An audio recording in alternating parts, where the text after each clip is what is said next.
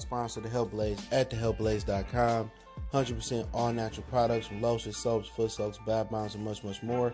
Use the promo code Goodfella1Boxing. Tell them your boy CJ Goodfella sent you, get 18% off. We out. Wow, man, I watched the fight, man. I'm out of my voice, man. Shout out to Jeison Rosario. He got the stoppage over Julian J-Rock Williams in the 5th round. He was in there looking like a super middleweight tonight. He was huge. He was touching J-Rock, cut J-Rock early on, and he stopped J-Rock in 6 rounds. Let's talk about it. We back.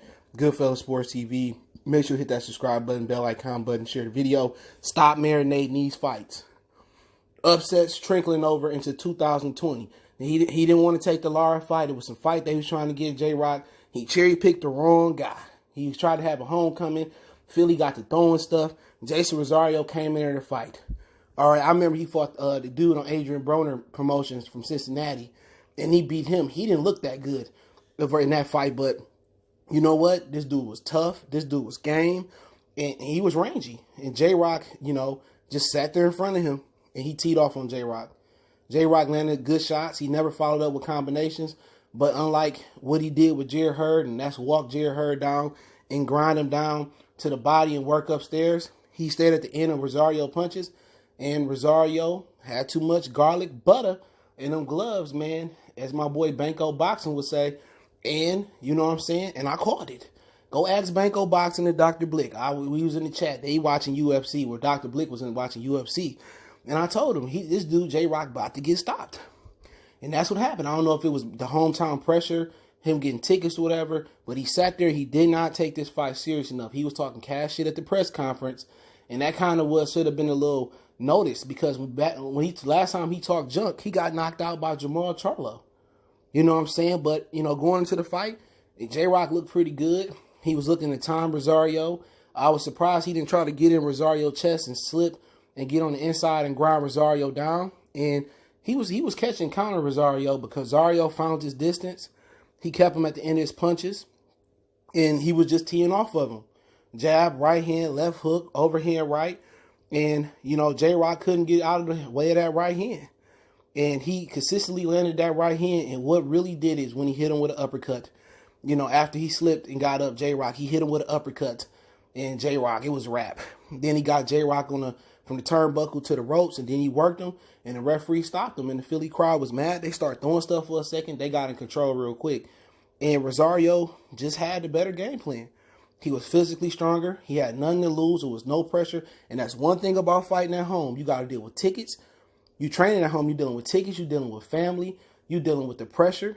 You know what I'm saying? And he got overconfident. It probably would have been better for him to take a more dangerous fight, because he would have been more serious. He would have been more strict with his regimen. He was lax because he was tired. And he wasn't doing nothing but really taking blows in the fight. And Fox was trying to give it to J-Rock. Once again, they tried to do that Tony Harrison and Jamil shit. And they trying to only act like J-Rock is doing stuff. But Rosario was in there working them. You could see it was happening. And once again, the questions about his chin going to come up. But I think that is a good thing to bring. I mean, I think it's rightful to bring that up. But my thing about with J-Rock is that he wasn't focused. When he overconfident, he not at his best. When he the underdog and he going on the radar, he at his best. He got to keep that underdog mentality. I don't think his career over with, but he got to keep an underdog mentality. But what he could have did better is he could have slipped, got on the inside, and he should have pushed Rosario back. But the difference is Rosario got boxing skills. Rosario knew how to step to the side. He knew how to, when J-Rock got on this, he knew how to hold, reset. He knew how to keep J-Rock at the end of his punches. He was more skillful at long range than Jared Hurd is. And it sounds stupid, but he was. And J-Rock didn't keep the eye of the tiger that he had versus J-Rock. He should have used that game plan, but this kid had more skills. He was slipped on the inside. This kid was through uppercut. This kid was working. He was cooking tonight, man. And Jeison Rosario is the new unified junior middleweight title holder, WBA, Super WBA. I think he got the IBF, and all he got to do is the WBC and the WBO. But that's another big money fight for Charlo going down the ranks. So Charlo, unless J-Rock come back and get his belt, he ain't going to have no signature win at 54. It's just going to be a division that was really, really good, but no really elite fighter at the top. So, hey, it is what it is. Jeison Rosario, I'm so happy for him, man. I love to see the underdog win, because these dudes want to marinate. They want to cherry pick. Man, we need more of this to happen. We need more of this to happen. Keep happening to the dudes that's cherry picking, because this man could have fought Lara, and he refused to do so. And if he had fought Lara, he'd have been way more strict. He would have been way more diligent. He would have been on his P's and Q's. You know what I'm saying? But like I said before, y'all keep cherry picking. You know what I'm saying? Y'all just keep taking the easy money fight. I would prefer this to happen next week to Danny Garcia, but it is what it is. And now Jared Hurd's dream of getting a rematch is going down the drain. But Jeison Rosario, shout out to him. He looked huge in there tonight. He looked like a super fucking middleweight.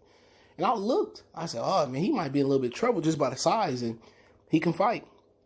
You know, and J-Rock was a champion for a day, and my Big Baby Miller voice when he sold that to Bermain Stavern at the Heavyweight Bond Factory. But hey, appreciate everybody for checking in. Let me know what you thought about the fight. I might even go live in a minute.